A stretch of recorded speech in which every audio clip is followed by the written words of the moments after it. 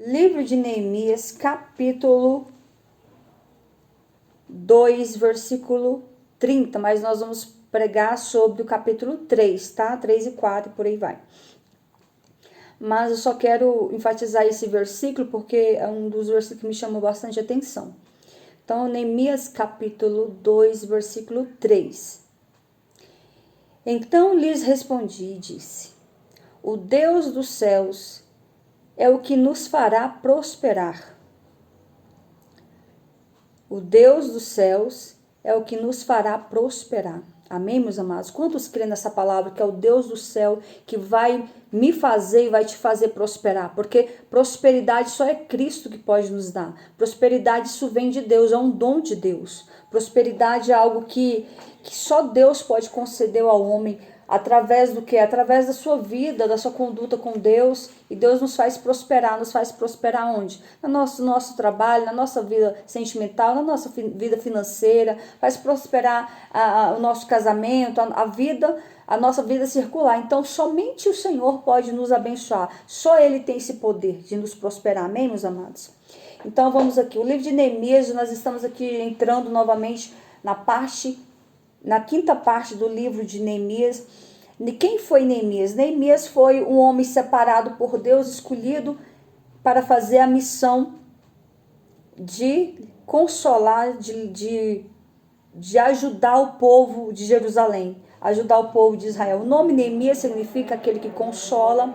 Neemias, ele foi esse homem teve essa incumbência vindo da parte de Deus, essa missão, recebeu essa missão para ajudar o povo de Israel. E diz o texto que Israel se encontrava em cativeiro por mais de 120 anos. Israel já estava sendo aprisionada, oprimida por várias nações, devido ao seu pecado, devido à sua desobediência, devido à sua teimosia, à sua falta de temor diante de Deus. Por isso que Deus permitiu que Israel fosse levado em cativeiro por todos esses anos, por 120 anos. Então, o pecado de Israel praticou, isso muito entristeceu o Senhor, porque Deus, ele ama Israel, mas Deus não agrada da desobediência nem do pecado. Deus abomina o pecado. Portanto, Israel tinha um Deus que o amava, que protegia, que guardava ele, que prosperava eles. Mas Israel, na mesma hora que Deus fazia os milagres na vida de Israel, Israel esquecia. Me recordo quando Deus libertou Israel, quando estava cativo lá no Egito.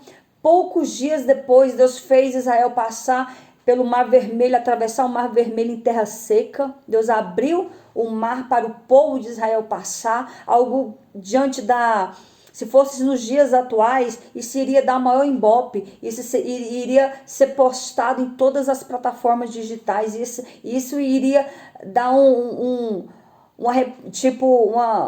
uma reportagem por dias. Mas não, o povo de Israel, vendo Deus libertar, vendo que os sinais que Deus operou lá no Egito, enviando as 10 pragas de Faraó, viu tudo que Deus usou Moisés e Arão para fazer diante de Faraó, para que Faraó deixasse o povo ser liberto, deixasse o povo sair do Egito para ir até o deserto, oferecer sacrifícios ao Senhor, porque era isso que Deus queria. Deus queria que o povo de Israel saísse em cativeiro, e saísse do Egito e fosse prestar adoração a Deus. Mas o Faraó sempre endurecia o coração e não deixava o povo ir. Deus enviou várias pragas, mostrando o seu poder, mostrando a sua o amor que ele tinha por Israel. Deus abriu o Mar Vermelho, Deus fez o povo atravessar em terra seca. Quando abriu o Mar Vermelho em duas partes, o povo passou em terra seca, ou seja, nem barro os pés dos israelitas. 600 milhões 2 milhões de israelitas, de judeus, que totalizava aí 600 mil judeus. Então, eram muitas pessoas, era muita gente, e todos atravessaram em terra seca, ninguém sujou o pé de barro. E Após eles terem atravessado o Mar Vermelho, os egípcios vieram com seus cavaleiros e carros, entraram ali, achando que também iria conseguir atravessar o mar, e Deus foi e fechou as águas. E quando Deus fechou as águas, o que aconteceu com os egípcios? Foram todos mortos, todos morreram afogados. É assim que Deus faz.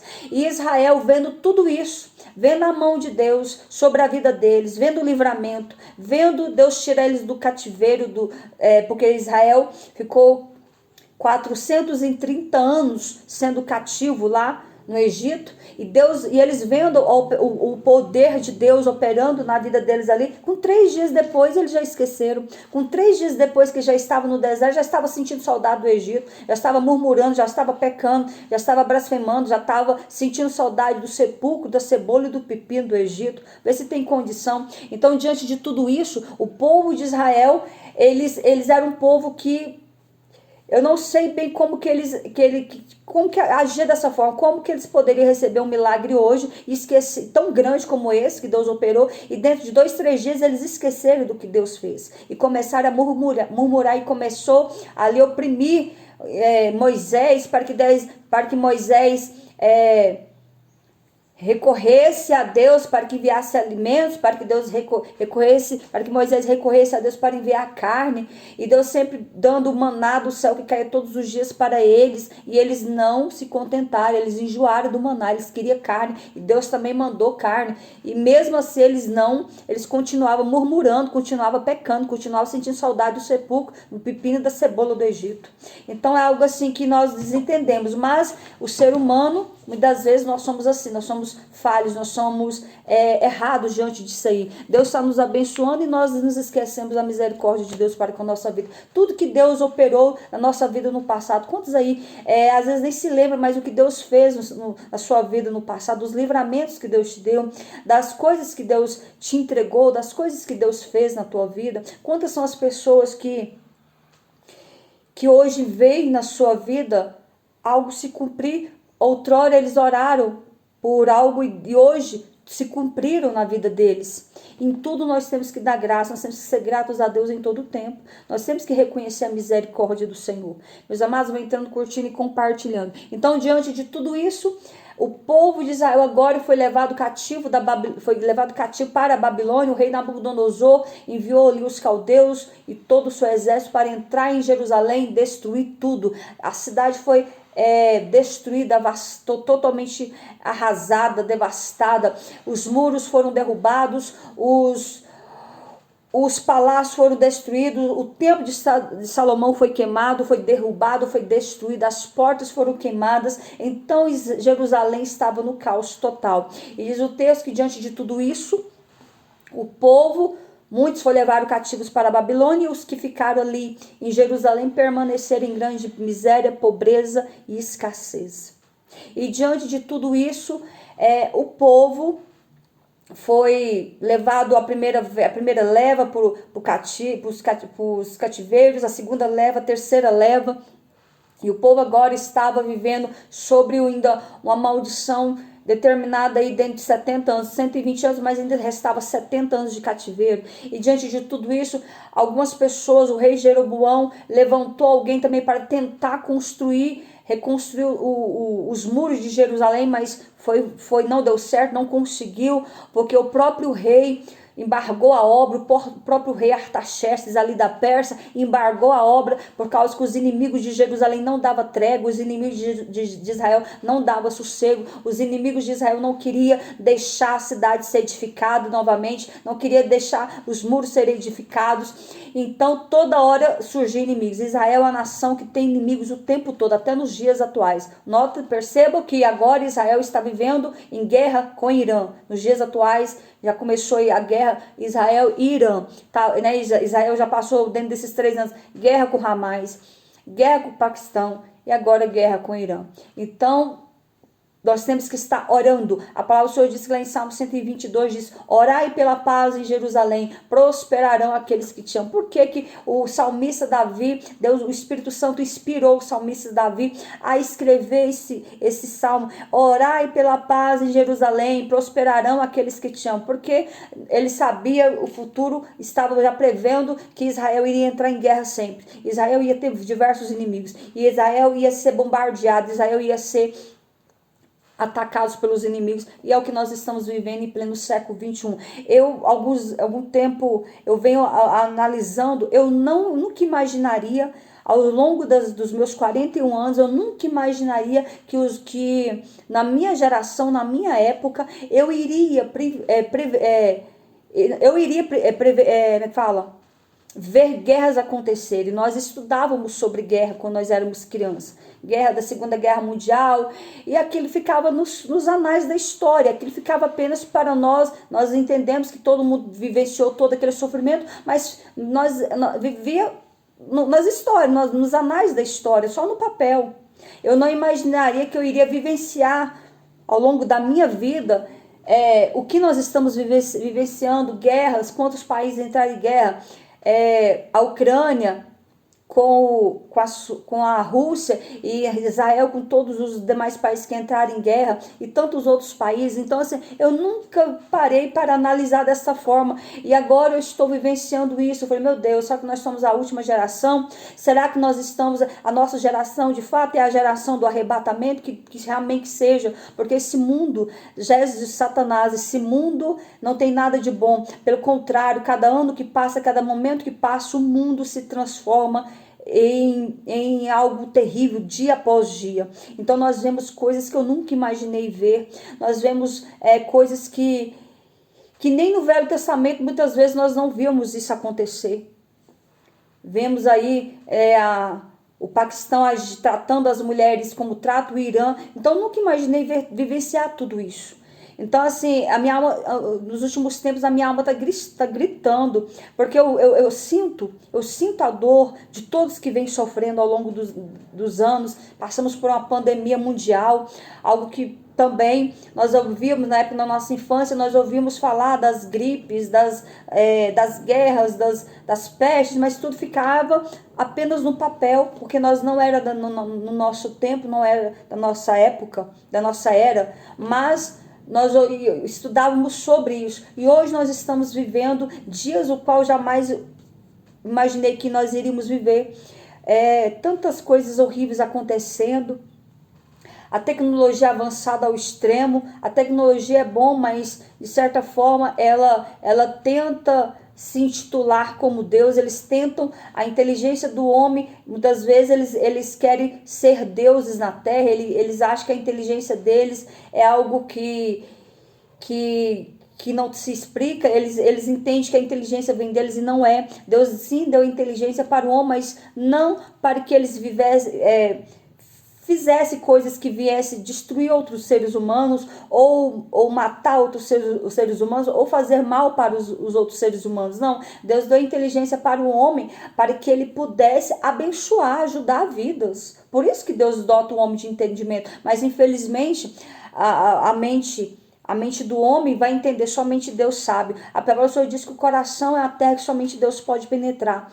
Então, diante de tudo isso, a gente vendo todos esses acontecimentos atuais que entristecem a nossa alma, mas tudo, a palavra do Senhor diz que tudo antecede, tudo que está acontecendo, que vem acontecendo ao longo dos anos, antecedem a vinda de Cristo. Então, Jesus está voltando. Depois eu quero trazer uma palavra sobre a volta de Cristo, mas eu quero te dizer também nesta live que Jesus está voltando. Nada mais está para se cumprir. A palavra do Senhor já está toda cumprida, já se cumpriu. O Apocalipse todo já se cumpriu. Então Jesus está voltando. A palavra do Senhor diz que quando houvesse rumores de guerra, maremotos, tsunamis, terremotos, bombardeios, peste, fome, o que nós estamos vivendo é isso. Nós estamos vendo, às vezes nem tanto aqui no nosso país, mas nos outros países. Então tudo antecede a volta de Cristo. Jesus está voltando. E nós, como igreja, nós temos que nos preparar. Nós, como igreja, nós temos que colocar a nossa vida no altar, estar com as vestes limpas, santificadas na presença do Senhor, com a nossa vida no altar, para que quando Jesus voltar, ele possa encontrar uma igreja lavada e remida no sangue do Cordeiro. Tem um versículo que diz, eu não recordo onde está, que diz assim: e quando Jesus voltar, achará fé na terra? Quando eu era criança, mais jovem, às vezes eu não entendia bem esse versículo que diz, e quando Jesus voltar? É uma pergunta, e quando Jesus voltar, achará fé na terra? E aí eu ficava confusa diante desse versículo. Falei, como assim Jesus voltar, achará fé na terra? Como assim se Jesus vai voltar, o povo já não vai estar, a igreja dele não vai estar mais aqui? Que fé é essa que ele está perguntando para nós?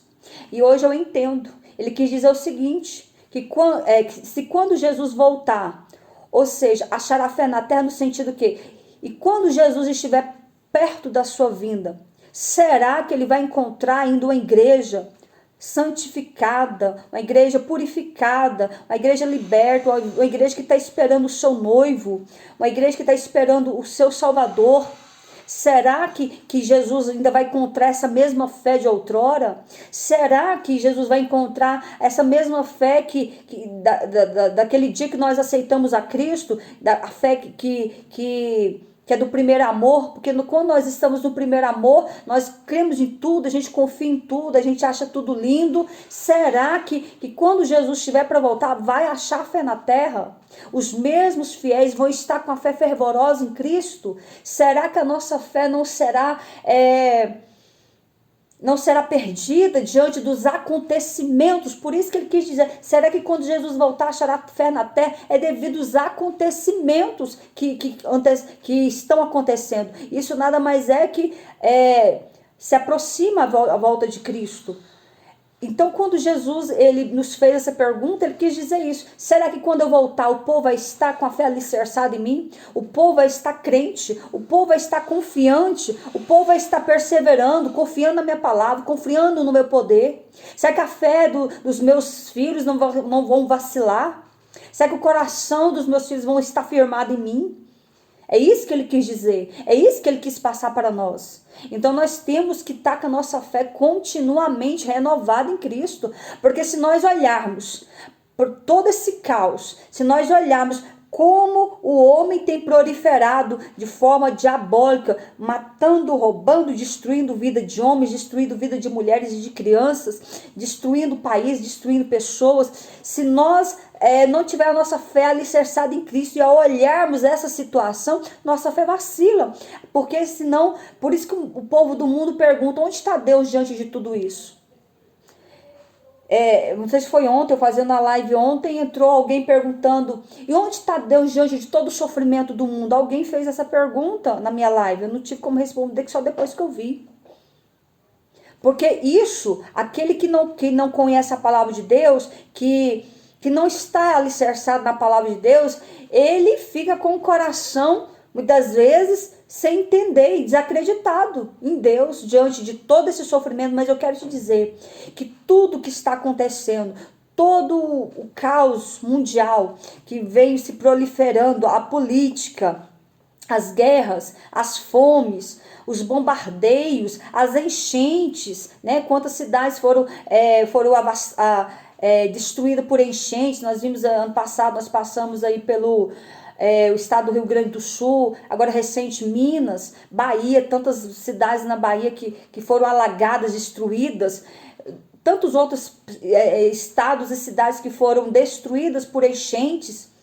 Então, assim, se nós formos olharmos por toda essa catástrofe da natureza se revoltando, isso eu entendo que é a natureza se revoltando contra o homem devido ao pecado do homem, e Deus gritando, terra, terra, terra, ouve a voz do Senhor teu Deus e te converta.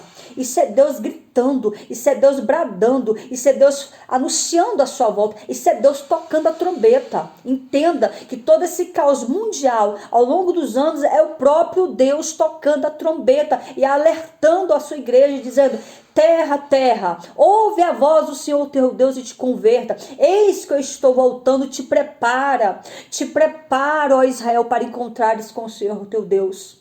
Então tudo isso, todos esses acontecimentos antecedem a vinda de Cristo. É Deus anunciando: eis que eu estou às portas, eis que eu estou voltando, te prepara para encontrares com o Senhor teu Deus.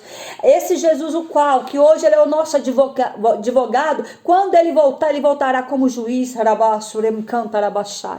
Ele voltará como juiz na terra. Então é o Senhor trocando a trombeta, dizendo: terra, terra, te converta dos seus maus caminhos, te converta do seu pecado, te converta da sua idolatria, te converta dos seus maus caminhos. Então nós temos que levar uma vida séria, nós temos que andar com os pés aqui na terra, porque infelizmente nós estamos aqui na terra ainda, mas com o pensamento e o coração voltado para Cristo, com o pensamento voltado em Deus, o coração voltado para a sua palavra, porque somente Jesus voltará quando a igreja dele estiver preparada. Estejais preparados, decantarabás, estejais preparados para esse grande dia, o dia da ira do Senhor. O dia da volta de Cristo será tremendo.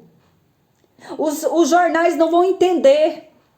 Os jornalistas não vão saber explicar que vidas vão desaparecer. A palavra do Senhor diz que aqueles que estiverem mortos ressuscitarão. Os mortos ressuscitarão primeiro. E os vivos serão arrebatados. E aqueles que forem arrebatados, estiverem com o seu nome escrito no livro da vida, esse subirá para as bordas do Cordeiro e encontrará com o seu noivo. Mas aqueles que não forem encontrados com o seu nome no livro da vida, já estás condenado.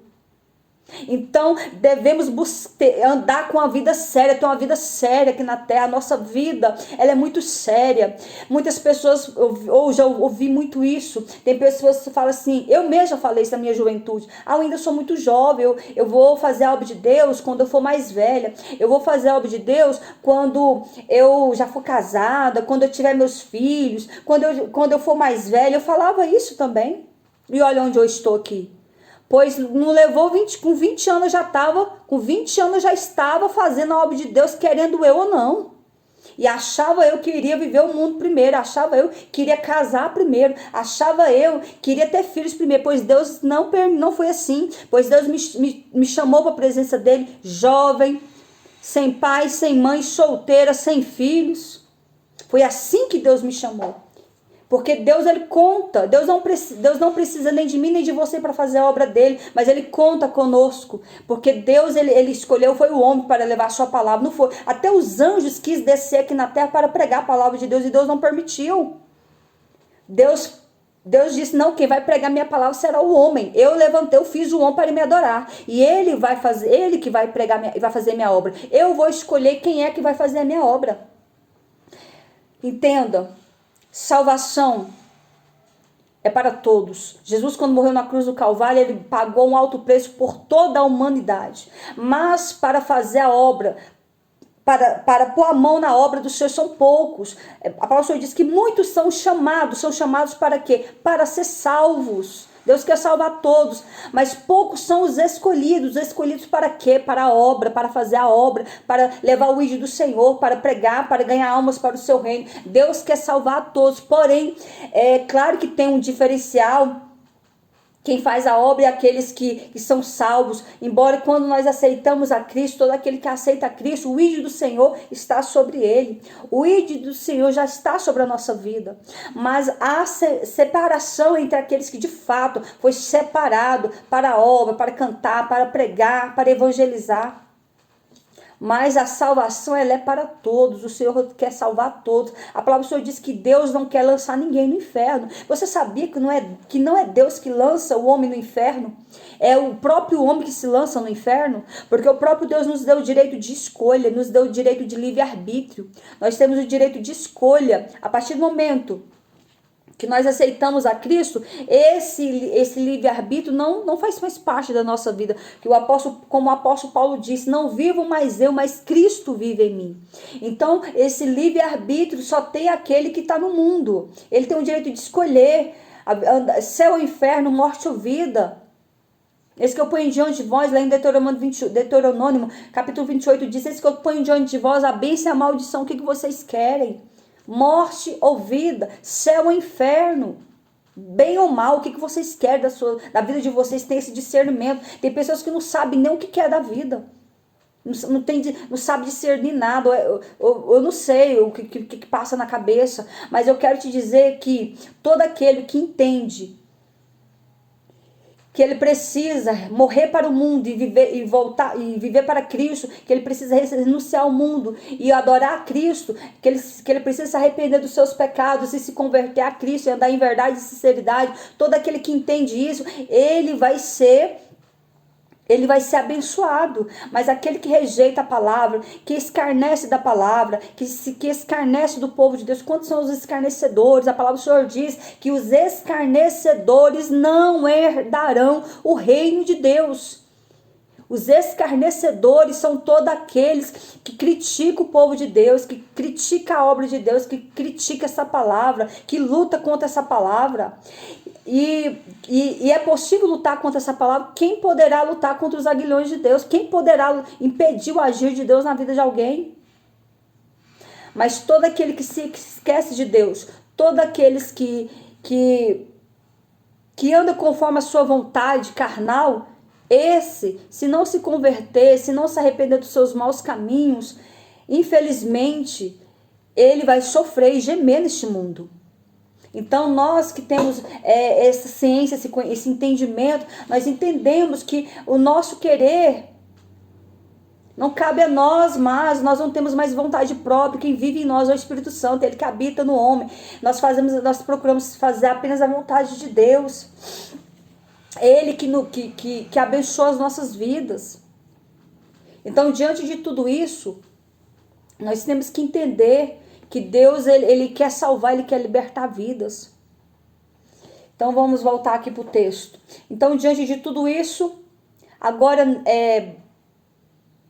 Jerusalém tinha sido levado cativo, tinha sido levado para a Babilônia cativa, estava em profunda miséria, desprezo, pobreza, os muros tinham sido derrubados, as portas de Jerusalém tinham sido queimadas a fogo, e agora Israel estava vivendo sob a opressão dos inimigos, que a nação estava agora vivendo uma decadência moral, espiritual, ética e política.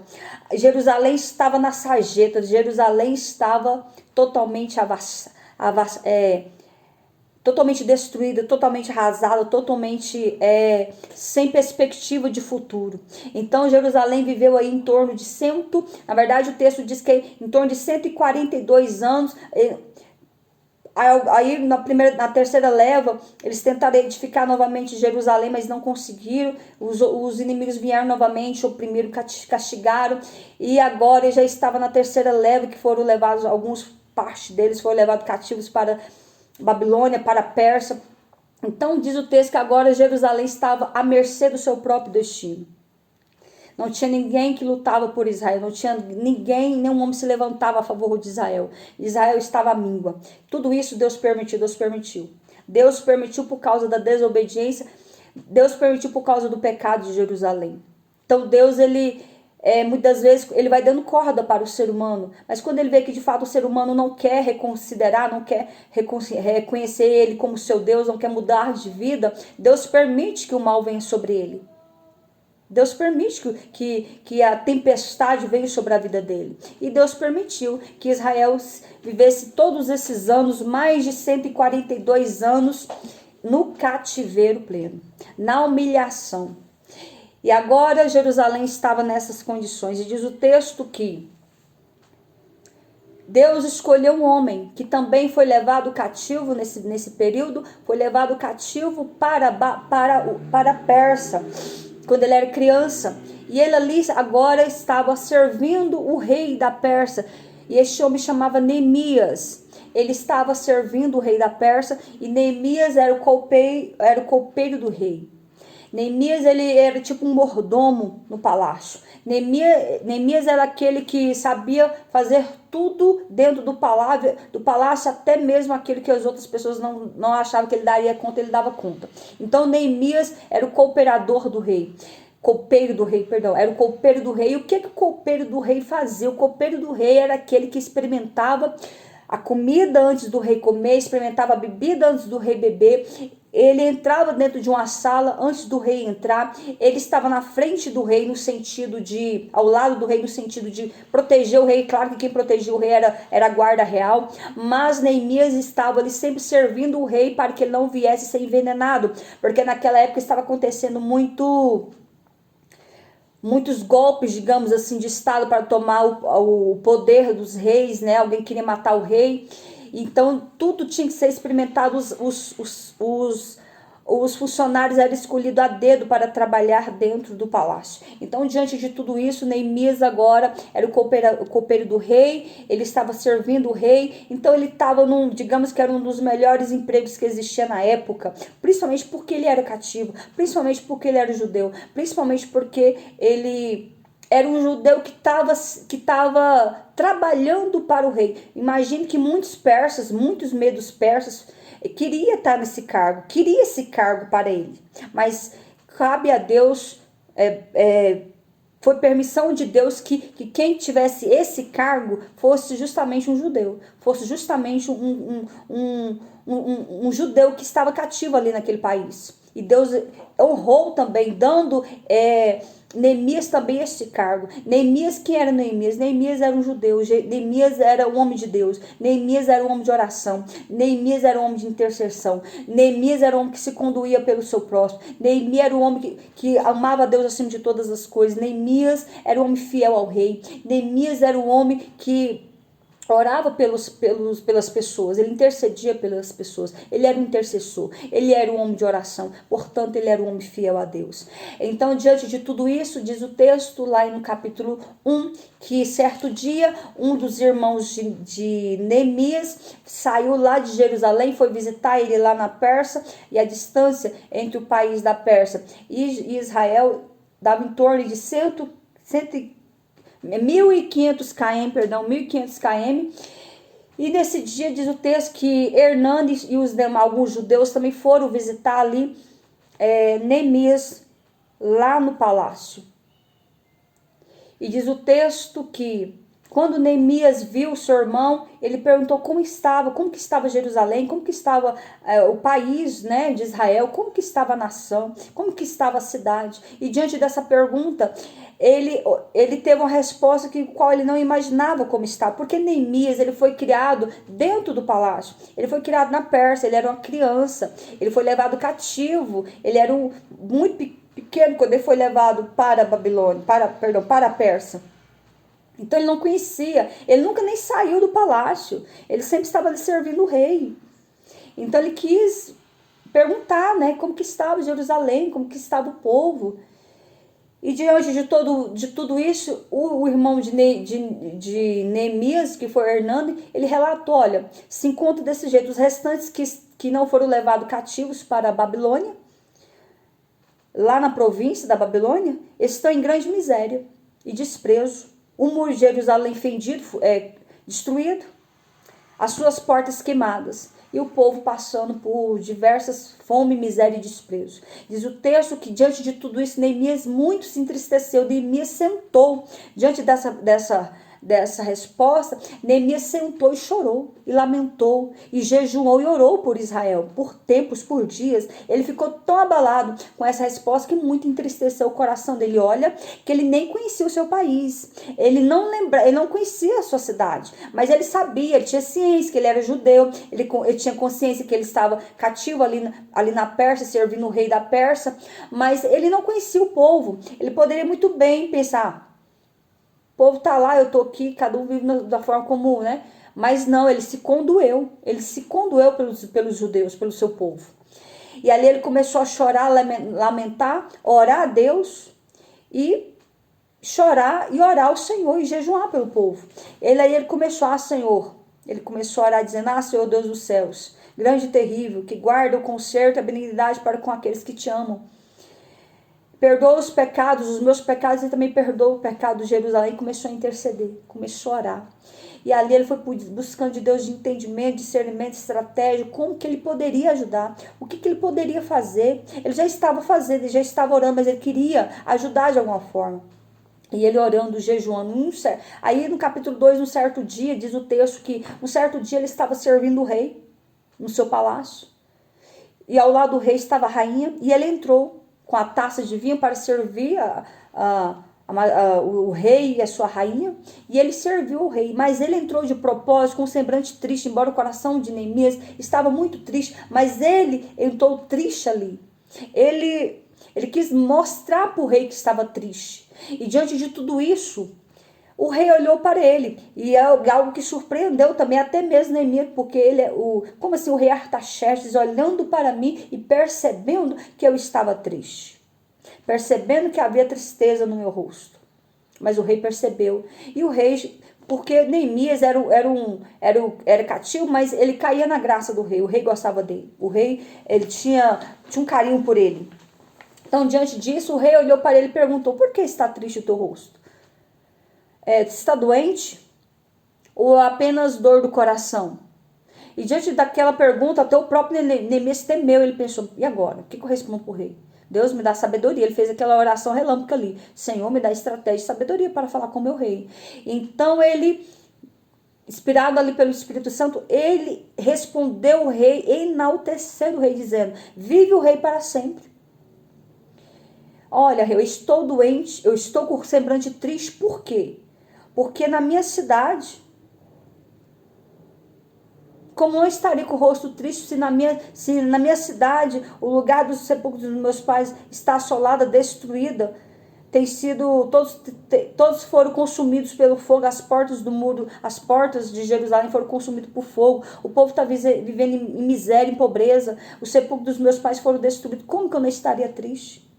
E ao ouvir aquilo, o rei olhou para ele e disse, o que queres agora? E ele também pensou, e agora, o que eu respondo? Mas ele sempre fazendo aquela oração relâmpago. Quantos aí já fizeram alguma oração relâmpago? Aquela oração que não tem como você dobrar o joelho, você tem que orar a Deus, pedir uma resposta rápida, uma providência rápida. E Neemias foi assim, ele orou a Deus, fez uma oração poderosa e falou, Senhor, me dá sabedoria para falar com esse homem. Toca no coração do rei, vou fazer meus pedidos agora, toca no coração desse rei para conceder. Então Neemias disse, se te pareço bem, agradável aos seus olhos, o rei, me concede ir até Judá, ele não citou Jerusalém, tá? Me concede ir até Judá, para que eu edifique a cidade do sepulcro dos meus pais. E o rei olhando para ele disse, quanto tempo leva a tua viagem e quanto tempo leva para você voltar? Olha a resposta do rei. Então, mediante a resposta do rei, o rei já consentiu ele ir até o seu país, ir até a sua cidade e também ir edificar a cidade. Mas para que tudo isso acontecesse, tinha todo um preparo, precisava de muitos recursos. E diante de tudo isso, Neemias continuou pedindo. Ele viu que o rei cedeu, ele continuou. Então tá, rei, já que o senhor me permitir, eu preciso que o senhor me dê cartas. Eu preciso de cartas para serem mostradas para os governadores, o qual eu estarei passando pela cidade, e os governadores vão tentar me travar, me barrar. Então eu preciso da sua carta com o decreto do rei para que ninguém impeça a minha caminhada, o meu trajeto.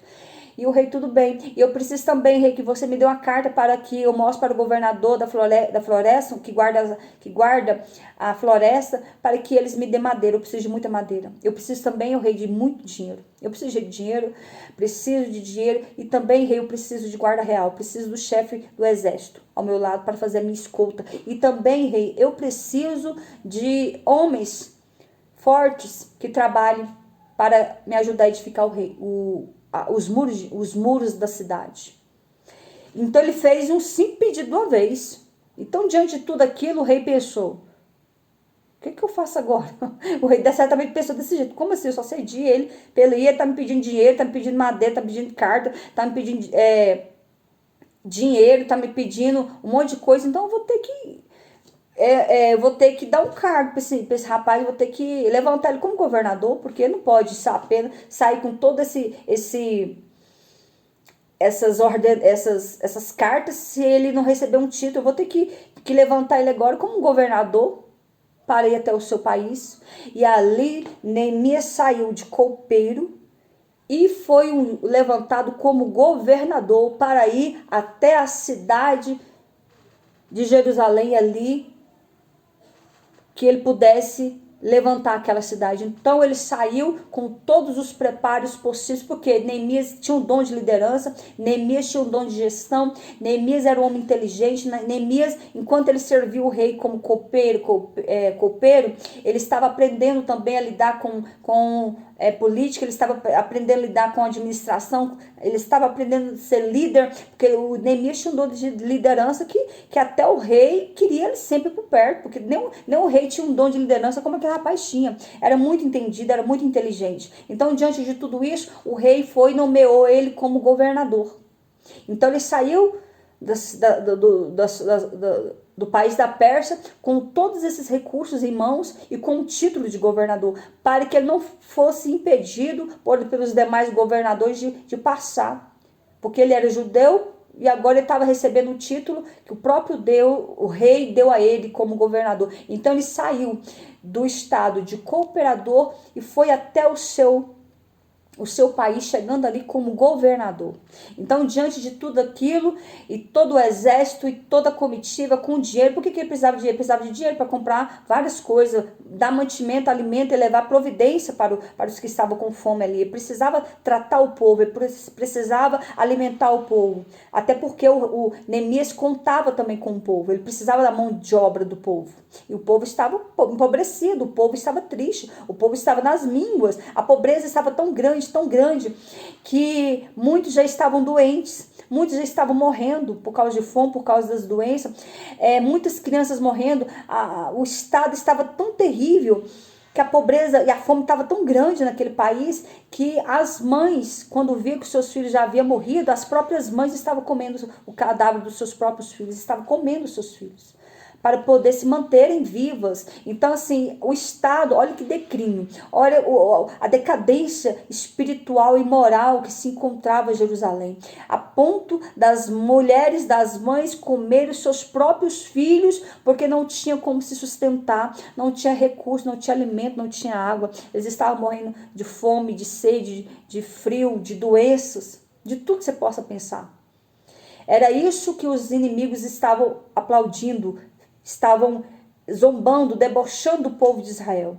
E o próprio Jeremias profetizou dizendo que mais felizes foram os que foram levados em cativos para a Babilônia ou para qualquer outro país do que aqueles que permaneceram em Jerusalém, porque aqueles que estavam em Jerusalém estavam na decadência terrível, estavam na decadência que muitas vezes era melhor eles terem sido levados cativos.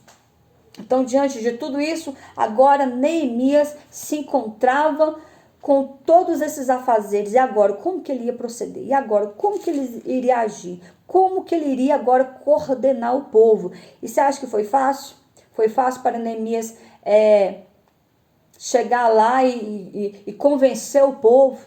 O povo não acreditava em ninguém, o povo tinha medo de todo mundo, o povo via todos que aproximavam como inimigos que iriam fazer mal para eles, iriam bater, iriam judiar. Mas Neemias chegou falando, se apresentando que era judeu, que servia o rei Artaxerxes, que o rei permitiu, que o rei deu decreto para que ele, deu ordem para que ele levantasse os muros, edificasse a cidade, e que eles não temessem, que eles não ficassem com medo, mas ele estava ali como um amigo, ele estava ali para ajudar o povo a sair daquela situação difícil. Neemias teve que conversar, teve que ser psicólogo primeiro, teve que fazer todo um discurso primeiro, para que o povo não viesse temer ele, para que os judeus não pensassem que ele era apenas mais um inimigo de Israel. Não, ele foi ali para ajudar, ele foi ali para para socorrer o povo. Então Neemias ali diante de tudo aquilo, quando ele chegou em Jerusalém, ele olhou para aquela cidade toda devastada, toda destruída, toda suja, cheio de entulhos, cheio de mortos, cidade fedendo, cadáveres, cidade estava totalmente na pobreza, na miséria, na escassez, e ele via ali via também outros povos ali que ele não conhecia, que era a mistura que ocorreu devido a Jerusalém que Jerusalém ficou 120 anos em cativeiro, 142 anos no total. E Jerusalém foi devastada, foi agredida, foi violada pelos estrangeiros, por todos os inimigos que entraram ali. As mulheres judias foram violentadas pelos estrangeiros, pelos outros povos que entraram ali. E ali essas mulheres engravidaram e ali surgiu um novo povo, dentro da própria cidade de Jerusalém, dentro do próprio Israel, surgiu um novo povo. Quem foi esse novo povo? Esse novo povo era chamado de os samaritanos.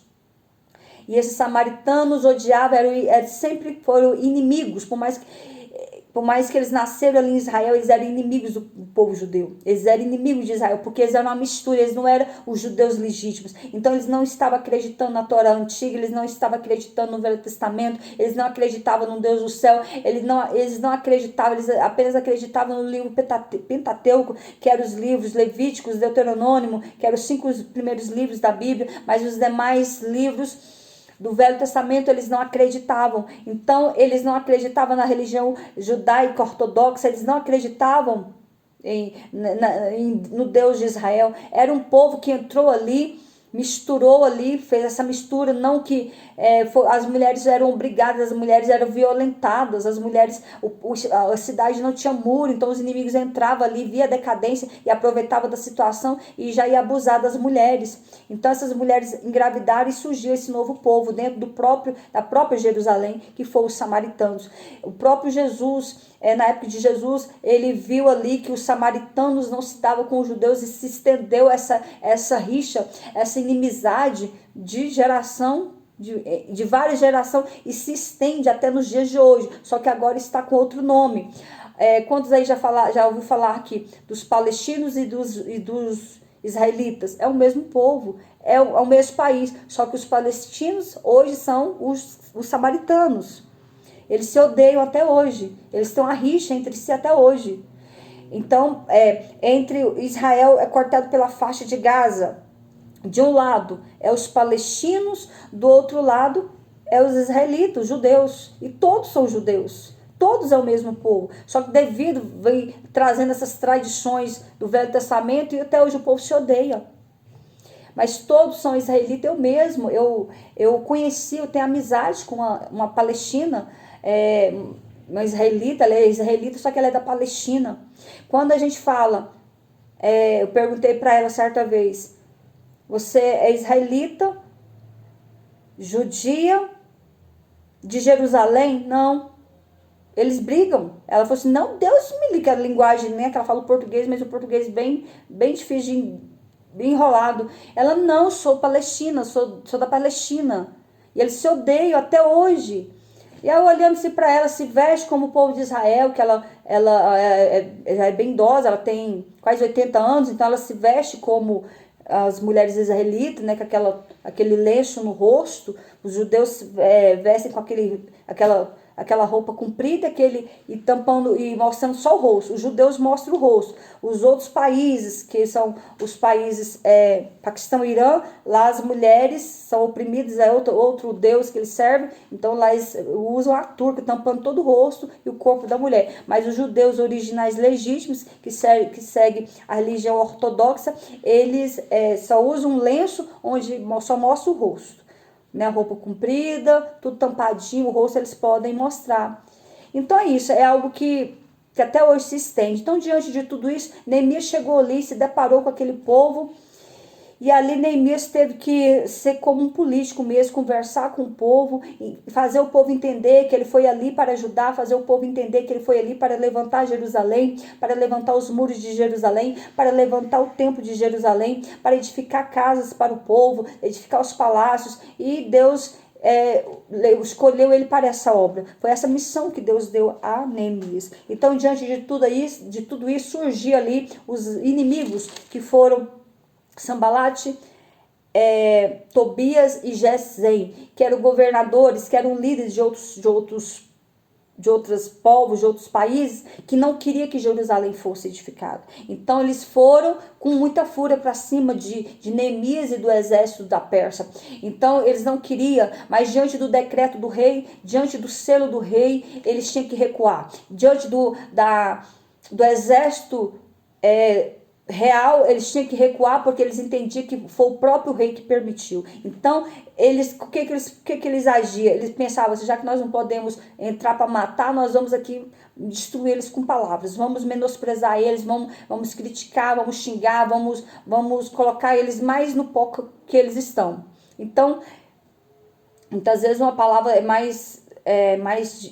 dói mais do que às vezes um próprio tapa. Mas aqui eles foram usados, eles falavam, então olha só as palavras que eles usavam contra os judeus. E sucedeu que, ouvindo Sambalate que edificamos o muro, ardeu em ira e se indignou muito e escarneceu dos judeus, e falaram na presença dos seus irmãos e do exército de Samaria, e disse: que fazem esses fracos judeus, chamando eles de fracos? Permitir-lhes a isso? Sacrificarão? Acabá-lo-ão num só dia? Vivificarão dos montões do pó e as pedras que foram queimadas? Estava com ele Tobias, que também maldizia o povo judeu. E Tobias dizia, o amonita, e disse: ainda que edifique, vindo uma raposa, derrubará facilmente esse muro de pedra. Então eles falavam palavras para menosprezar, para ofender os judeus. Mas Deus era com Neemias e Deus era com o seu povo. Deus usou Neemias para preparar o povo, para separar grupos de pessoas que estariam ali, cada um na sua função. Cada um foi separado para fazer um trabalho para a edificação do muro e da cidade. Cada um ali foi separado, e Neemias escolheu todos, escolheu cada homem, cada mulher e todos que estavam com eles. Ele até mesmo, diz o texto que vieram até alguns outros estrangeiros, pessoas de fora, que também ajudaram a edificação. Então Deus faz assim, quando Deus escolhe alguém, Deus faz com que as suas palavras toque no coração de todos, e todos ali entenderam que agora era uma oportunidade, era mais uma oportunidade que Deus estava dando para que Jerusalém fosse edificada, para que a cidade não ficasse da forma como está, para que o povo pudesse ter uma dignidade, para que o povo pudesse viver dignamente, para que o povo pudesse viver agora protegidos, porque naquele tempo as cidades todas tinham muros, né? Era uma proteção que eles tinham, por isso que todas as cidades tinham muro. Hoje não existe mais isso, mas outrora era assim, as cidades eram todas muradas, eles, né, por causa das nações inimigas que via tentar tomar, destruir a cidade, matar pessoas, eles então faziam muros. Então, diante de tudo isso, Neemias separou, aqui no capítulo 3 de Neemias, ele separou todas as pessoas. E aqui, se você ler o capítulo 3, você vai ver só nomes. Todas as pessoas que Neemias separou para ajudar na edificação, na construção do muro e edificar a cidade, levantar a cidade, todos estão aqui, os nomes de todos estão aqui. Ele quis honrar todos, ele fez agradecimento a todos, do maior ao menor, do entendido ao mais simples. Todos ali receberam um título, receberam os seus nomes, estão aqui. Meus amados, vão curtir na live que o TikTok tá me mandando mensagem. Então todos ali receberam esses nomes aqui como honra, né? Todos ali foram honrados por Neemias.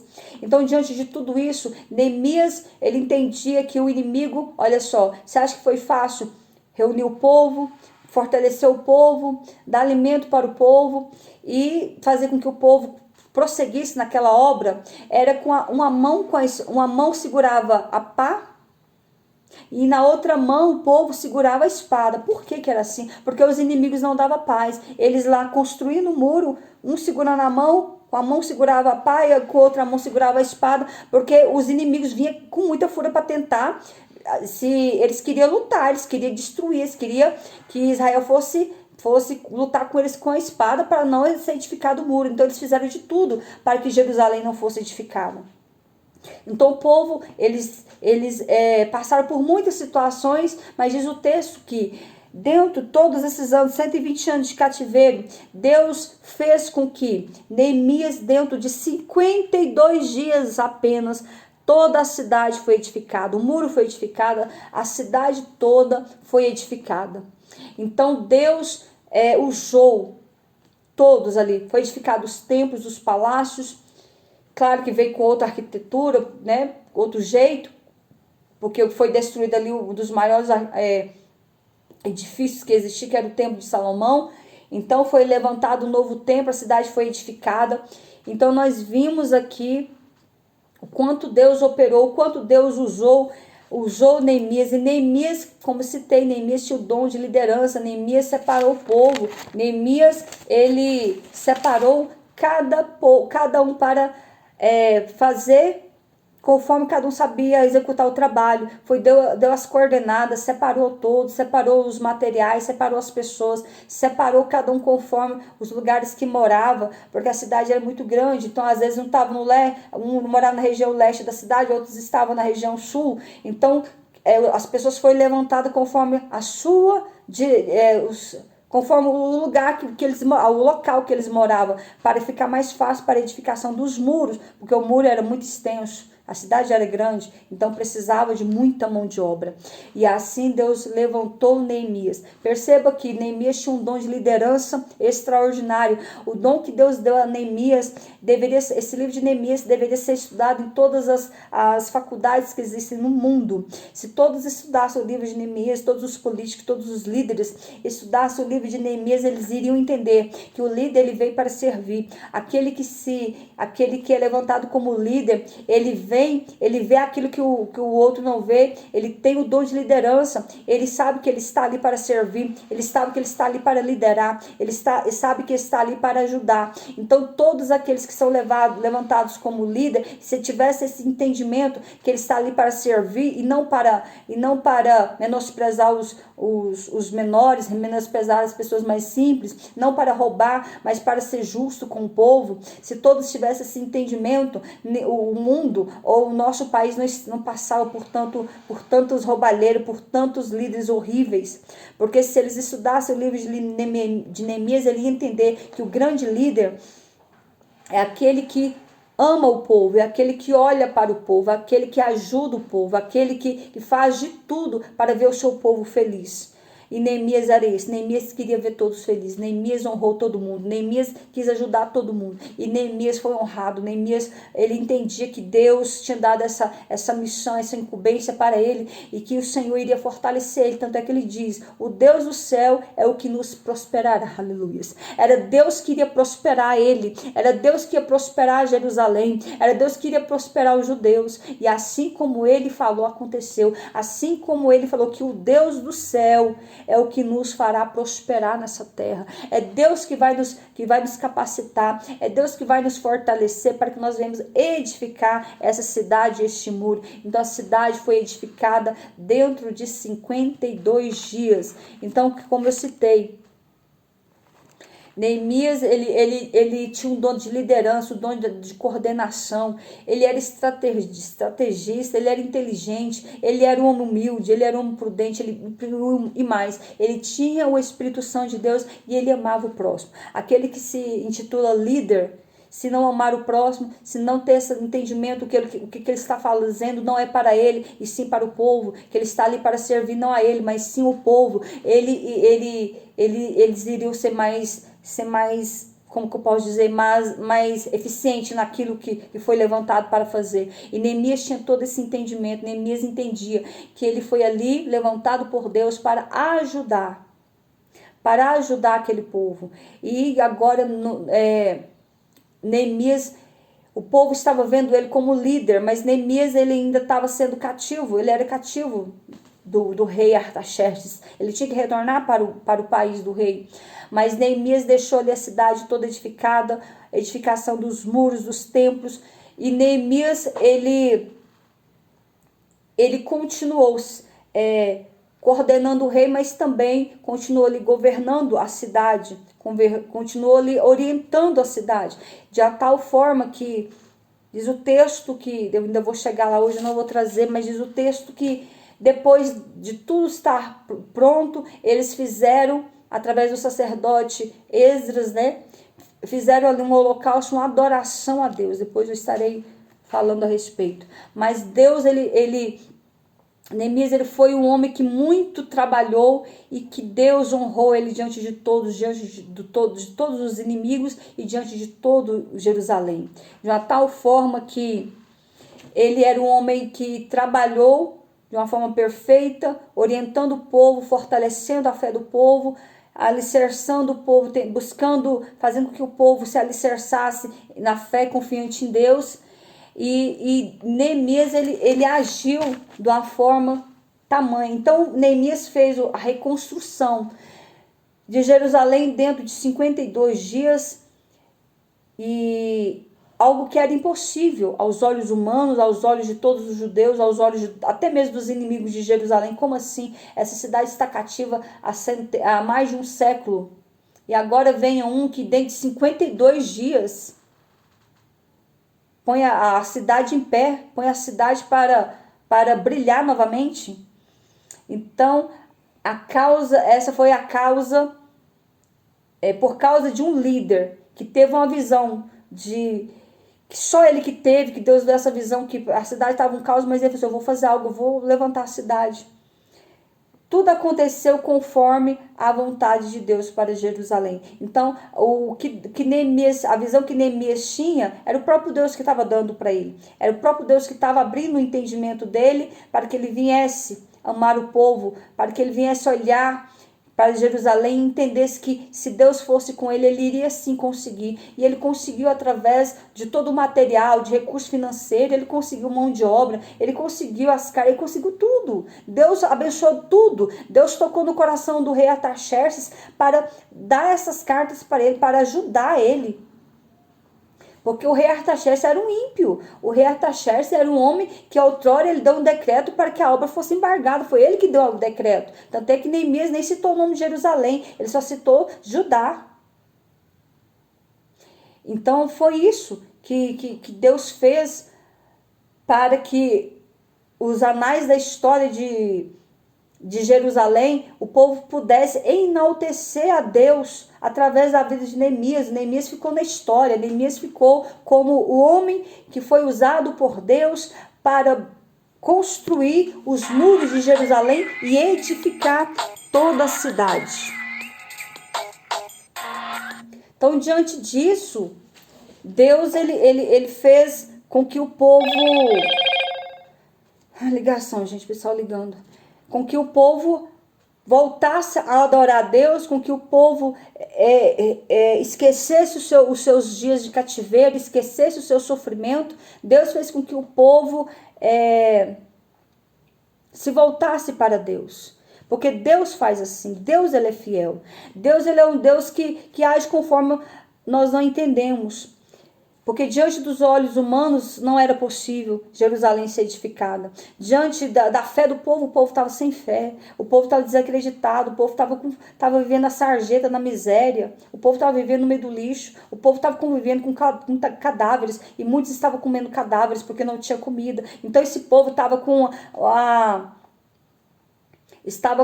a sua fé abalada, ele estava com o seu emocional totalmente destruído, não tinha perspectiva de vida. Mas o Senhor levantou um homem, o qual não só edificou a cidade, mas como também anunciou, pregou para ele, dizendo que era para eles voltarem ao primeiro amor, que eles voltassem em adoração a Deus, que Deus era com o povo, que Deus era o Deus de Israel, que a nação era a nação eleita, era a nação escolhida por Deus, e que Deus amava Israel, que Deus não abandonou Israel nenhum tempo, que Deus ele esteve com Israel todo o tempo. Então foi isso que aconteceu. Amém, meus amados? Que Deus abençoe a todos vocês. Eu vou ter que desligar porque é ligação de trabalho aqui. E eu não sei o que é. Mas que Deus abençoe todos vocês. E mais à noite, se eu conseguir trazer para vocês, continuar, né, sobre a lição de Neemias, eu estarei entrando mais tarde, se eu conseguir, tá bom? E que Deus abençoe todos vocês. Infelizmente foi cortado aqui, que eu vou ter que olhar, atender a ligação de trabalho. Então Deus abençoe todos vocês. E você que ainda não me segue aqui no YouTube. Lá no YouTube, né, Marley de Almeida, os vídeos são enviados para lá. E que Deus abençoe todos vocês. Fique na paz de Deus.